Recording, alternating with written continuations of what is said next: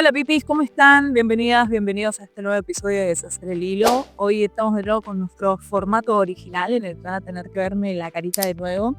Así que nada, espero que hayan pasado una buena semana y hoy traigo un tema que es un poco polémico, sobre todo para ciertos sectores, pero que a la vez siento que es un tema que me atraviesa a mí misma en mi vida personal, así que siento que está bien ponerlo sobre la mesa, a pesar de que puedo llegar a plantear algunas opiniones impopulares que de todos modos, considero que es lo que quiero compartirles, así que hacia eso nos vamos a dirigir.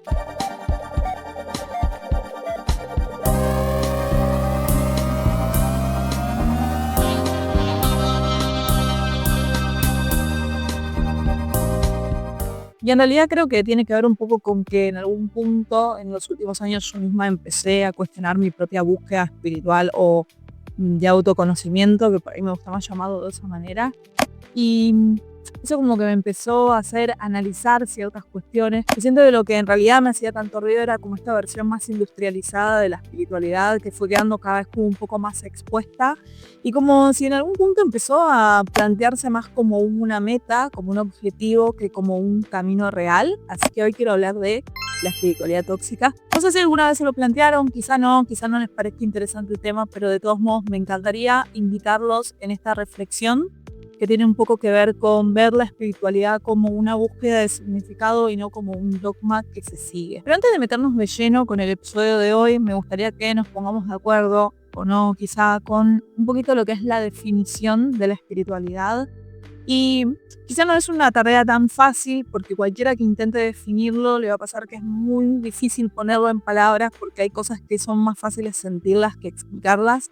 Y me parece que con esto pasa un poco eso. Pero bueno, intentándolo, diría que la espiritualidad es una búsqueda personal y activa de darle sentido y propósito a la vida más allá de lo material. También es como una exploración de una conexión con algo más grande que uno mismo, que esto podría ser para algunas personas la naturaleza, para otras personas podría ser el universo o una conciencia superior o inclusive como el yo interior, y en todo caso estaría bien porque me parece que de algo que no se trata la espiritualidad eso es de, como decía antes, ¿no? De dogmas o de sistemas cerrados, sino que es una experiencia íntima de trascender el ego y de sentir una pertenencia profunda, de sentirse parte de un todo, pero a la vez reconocer su individualidad y reconocerse como un ser único. Y por ahí lo que lo hace más difícil es que creo que es un camino que va un poco más allá de todo lo que se pueda ver o tocar.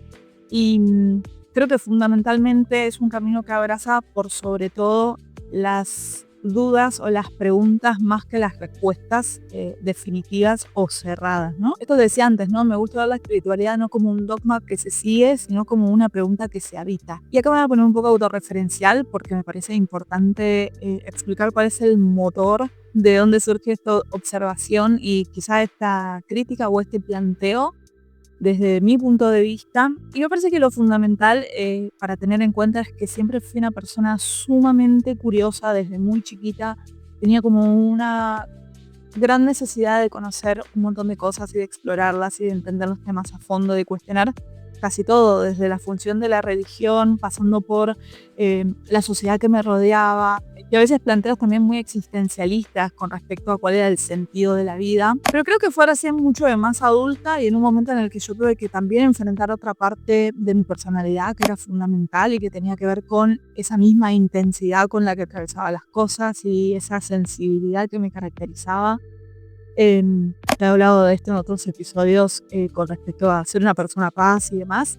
Y todas estas cuestiones se exacerbaron mucho más cuando vivía en Brasil, hace más o menos unos 8 años, porque me empecé a dar cuenta de que había una situación que me atravesaba, y es que a pesar de que yo estaba en un paraíso y estaba en un lugar donde me gustaban mucho determinadas cuestiones que sentía que se desarrollaban bien, siempre estaba poniendo el foco en lo que estaba mal. No me gustaba mi trabajo, no me gustaba sentirme tan sola, tan lejos de mi familia. Entonces, como que el foco siempre estaba en lo que era negativo y en lo que no me gustaba. Y sobre todo, en lugar de poder disfrutar lo que tenía de bueno, mi cabeza no paraba ni un segundo. Y todo eso me empezó a hacer demasiado eco adentro, como, ¿qué onda? ¿Es normal? Bueno, en ese contexto de completo desasosiego decidí volver y empecé nuevamente como de una manera muy racional con esta búsqueda de intentar ser, entre comillas, feliz, de intentar encontrar la herramienta o dar en la tecla de lo que me iba a ayudar a sentirme completa y plena y feliz. Y bueno, en ese momento sentí que algo que podía hacer era empezar el profesorado de yoga y comencé con eso,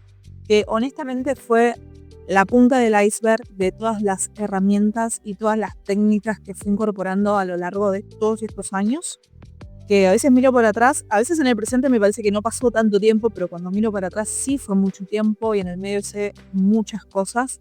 Y algo que me gustaría igual destacar en este caso es que en mi caso en particular yo siempre tuve maestros que fueron muy buenos, no me puedo quejar de eso, maestros que tenían como muy entendido o muy los pies sobre la tierra y también muy entendido esta dualidad del ser humano, ¿no? Que ni es todo espiritual ni es todo terrenal. Y desde ese punto también me fueron como transmitiendo su saber. Pero bueno, no obstante, empecé a ver que el mundo en el que me rodeaba crecía un patrón y me encontré un poco de lleno con este ecosistema, ¿no? De las redes sociales, de la publicidad, en la que había como un poquito una bajada de línea de que vos, como ser individual, tenías que arreglarte, estabas roto, estabas mal, y que de pronto esta persona que hacía como esa propuesta tenía la herramienta que era justa para vos y esto te iba a curar. Y eso es lo que yo llamo la mercantilización de la espiritualidad, ¿no? Y la verdad que de alguna manera eso es precisamente lo que me empezó a hacer ruido. Y es verdad que este fenómeno no es algo nuevo porque los charlatanes y los gurúes que lucran con la fe y con la espiritualidad y con la búsqueda de las personas existen desde siempre o desde hace muchísimos años. Pero lo que sí siento que es un poco nuevo es como ese envoltorio, ¿no? Como que las redes sociales no inventaron el negocio, pero sí le dieron una visibilidad un poco más masiva a esa situación. Pero entonces, de repente, alguien que se cansó de su vida acomodada y se iba a la selva a hacer un viajazo de ayahuasca, volvía y ya era un ser iluminado, o alguien que hizo un viaje a la India, ya estaba como autorizado a guiar un rebaño, o no sé, alguien que practicaba de una práctica muy específica de respiración, era como que volvía con esta posibilidad de derramar todo ese conocimiento. Y yo creo que en un mundo tan sobresaturado de información es muy fácil caer en ese engaño. Primero porque siento que nosotros como seres individuales estamos atravesando todo un momento que es bastante crítico, es como lo que venimos desarmando en todos los episodios anteriores.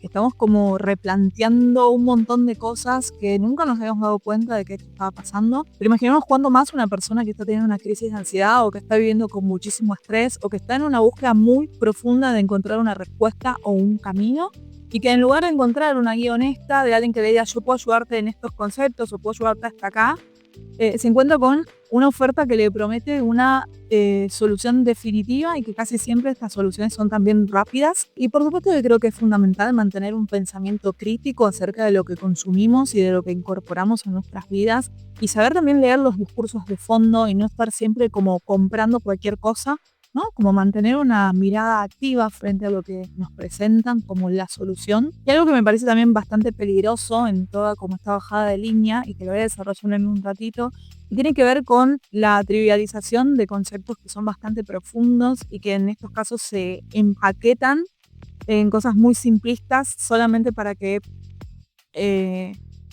puedan ser más accesibles en algún punto a todo el mundo, pero sin darle la profundidad que estos conceptos tienen. Y por supuesto que me parece importante remarcar a esta altura que yo no estoy en contra de las herramientas en sí, o no estoy diciendo que estas herramientas sean falsas. Obviamente eso sería tirarme contra mí misma. Yo considero realmente que tanto el yoga como la meditación, como la respiración consciente son herramientas fundamentales que podemos aplicar en nuestra vida, pero considero que estas herramientas por sí solas y de golpe no te pueden arreglar la vida, pero sí pueden ayudarte a bajar el volumen de la mente, porque la mente está llena de ruidos, de pensamientos automáticos.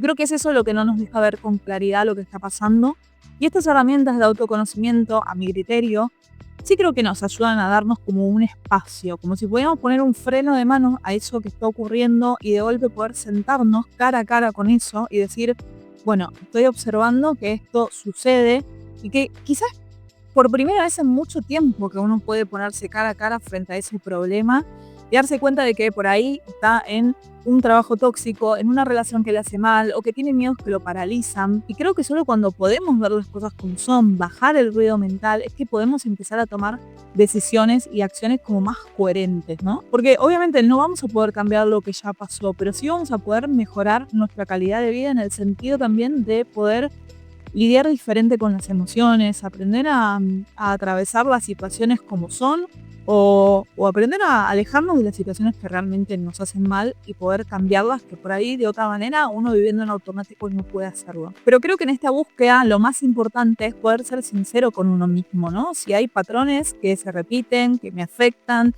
que no sé cómo cambiar, que no me alcanza con la tirada de tarot, que no me alcanza una sesión de meditación. Ahí también creo que es importante que uno se concientice de eso y que busque una ayuda profesional, una ayuda de un terapeuta con formación que te ayude a ver esas cosas y a trabajarlas desde una forma mucho más segura. Y detrás de esta mercantilización de la espiritualidad, que después de todo siento que no deja de regirse por la lógica de oferta y demanda, pero me parece que hay un discurso que es mucho más peligroso y que tiene que ver con la negación de nuestra propia humanidad. Y escucho por todos lados como que lo importante es vibrar alto y mantenerse positivo. Y en algún punto siento que este discurso impulsa un poco a que si sentís enojo, si sentís ira, si sentís frustración o dolor, estás atrayendo lo malo. Y como si lo que quisiera comunicar es que las emociones negativas no son bienvenidas, son una falla y es una falla que hay que corregirlas. Y también que de golpe si tenés una amiga que está pasando por un mal momento o está pasando, no sé, tuvo un mal día en el trabajo, directamente es como, bueno, hay que bloquearlo o hay que expulsarlo porque me baja la vibración. O que si una persona está pasando por un cuadro de enfermedades, como, ay, me contagia la mala onda. Siento que este discurso nos aísla completamente de la empatía, pero que a la vez es una estrategia para poder huir de nuestra humanidad. Porque claro, a mí lo que me surge como pregunta es qué es lo que pasa con esas emociones, ¿no? Con todas esas emociones que uno va tapando.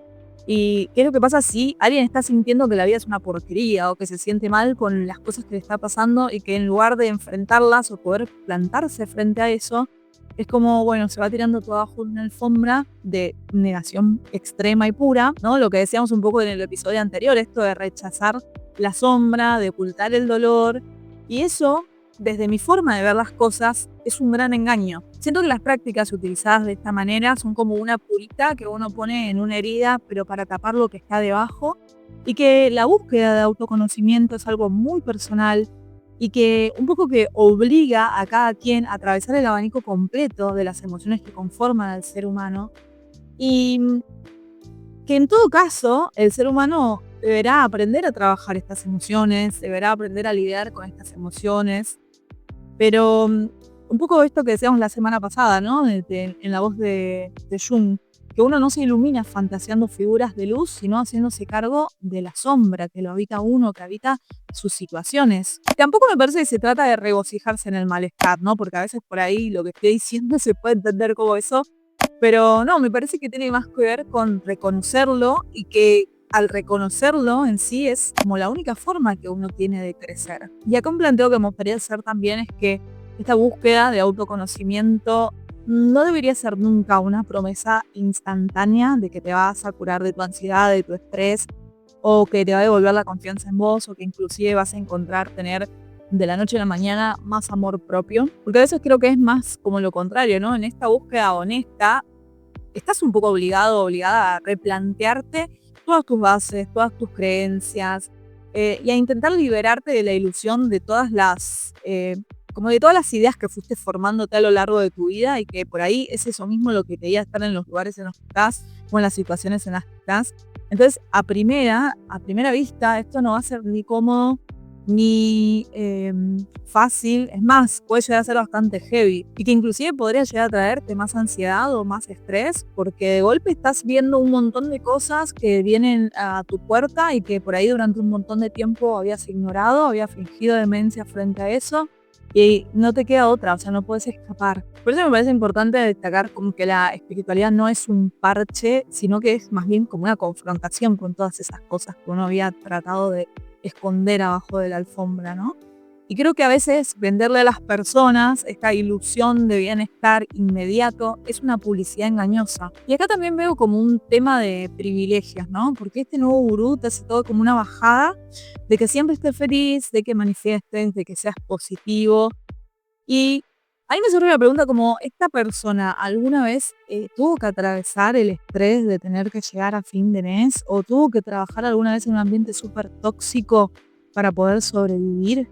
Y creo que a veces es muy fácil hablar de paz interior cuando todas tus necesidades básicas están cubiertas, pero también siento que es una falta de empatía enorme ignorar los contextos sociales y económicos del resto de las personas. Y también siento que es una forma de alejar estas prácticas del común de las personas y de privatizar la iluminación solamente para las personas que puedan llegar a pagar el retiro de lujo o tu mega programa o curso. Y más allá del privilegio, también observo a veces cierta deshonestidad que a mí se me genera como un poco de rechazo, que es la persona que todo el tiempo te está diciendo en las redes sociales que tiene una vida de puro equilibrio y de paz y de total armonía. Y acá me viene un poco una frase popular que dice: dime de qué alardeas y te diré de qué careces.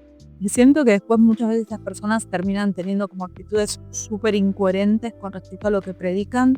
Y que en cierto punto es un poco normal porque los seres humanos somos pura contradicción. Sin embargo, está como esta lógica de que todo quede plasmado, lo que haces, lo que decís, tu práctica, tus rituales, tus momentos de conexión, como para poder reforzar el hecho de que sos espiritual, como si no bastara simplemente que lo hicieras, sino que también tenés que mostrarlo. Y me pasa eso mucho con prácticas que son súper performáticas de yoga, que, no sé, como que siempre se muestran como esas posturas imposibles. No es que sean imposibles, ¿no? Son posturas que llevan mucha práctica, no estoy diciendo que no, pero en el sentido de que las prácticas de la mayoría de las personas son muchísimo más humildes que eso. Y que también, si el objetivo, por ejemplo, del yoga es la unión, de golpe hacer este tipo de performance aleja muchísimo esa práctica de una persona común y corriente. Y otra vez, insisto, no estoy hablando de la herramienta, no estoy hablando del tarot, no estoy hablando del ocultismo, no estoy hablando de la astrología, sino del discurso vacío que se esconde detrás de eso, ¿no? Como de la falta de integridad a la hora de comunicar todo eso. Como esa sensación que tienen muchas personas de ya ser un ser iluminado y perfecto, que no tienen nada más que plantearse, ni preguntarse, ni aprender. Y también esa superficialidad y ese intento por vender tantos dogmas termina pareciéndose para mí un poquito a la religión tradicional, porque siento que en estos cultos del New Age se busca bastante como anular el pensamiento crítico, o mismo que la paz se encuentra por dejar de pensar o dejar de plantearte las cosas. Y es como justificar con el nombre de la espiritualidad, que no sé, yo siento que justamente, o en mi caso particular, eso es algo que irónicamente yo he tratado de escapar toda mi vida. Y ya lo había dicho antes, pero me parece que un poquito esta superficialidad y este discurso de la felicidad instantánea